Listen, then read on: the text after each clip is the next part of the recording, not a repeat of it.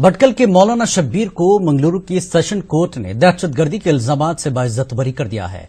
अपनी रिहाई को लेकर जहां शब्बीर खुशी का इजहार कर रहे हैं, वहीं अपने साथ ताउन करने वाले लोगों के भी शुक्रगुजार हैं।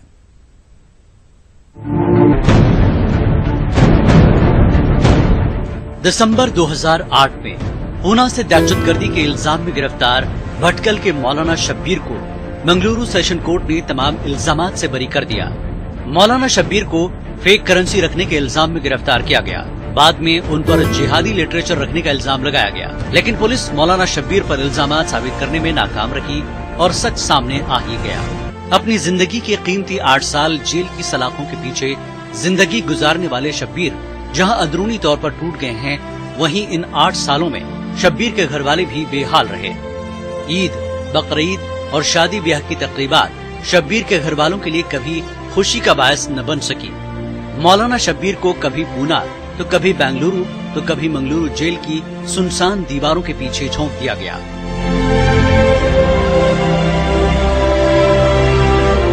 इस दौरान भटकल के कुछ अहबाब और APCR के मकामी जिम्मेदारान की मुसलसल कोशिशों से शब्बीर रिहा हुए।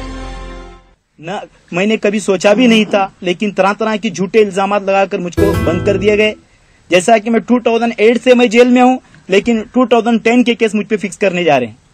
वहां पर भी मुझको हर तरह से जो टेररिस्ट जो जितने भी जो केसें हैं उससे बिल्कुल मुझको बाइज्जत बरी कर दिया गया। और मैं इस बात पर माशाअल्लाह अपनी हिंदुस्तानी जितने भी जो कानून है लॉ, मैं उस पर फख्र करता हूँ। माशाअल्लाह यहाँ पर जो भी कानून है इंशाल्लाह हमें यहाँ पर इंसाफ मिलता है। ये निचली अदालत नहीं है तो ऊपरी अदालत में तो इंसाफ मिलता है। हम एक इंडियन और एक हिंदुस्तानी नाते होने की वजह से मुझे इस पर अपने इंडिया के होने पर और अपने एक हिंदुस्तानी होने पर मुझे बहुत बड़ा फख्र है कि मुझे एक इंसाफ मिला।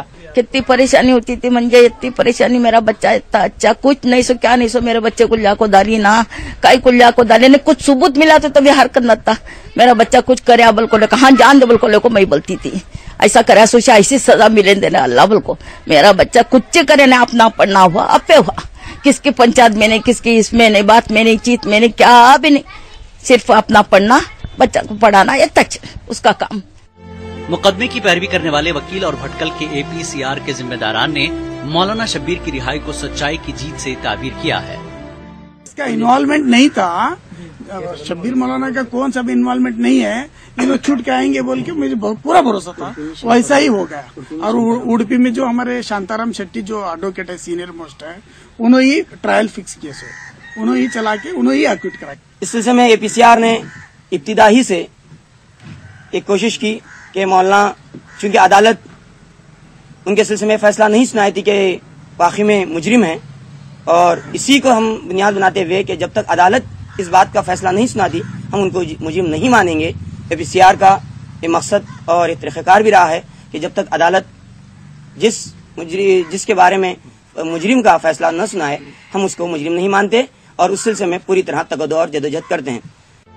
हालिया दिनों में मौलाना शब्बीर की तरह कई नौजवानों को मुख्तलिफ दहशतगर्दाना इल्जामात से मुख्तलिफ अदालतों ने बाइज्जत बरी किया है।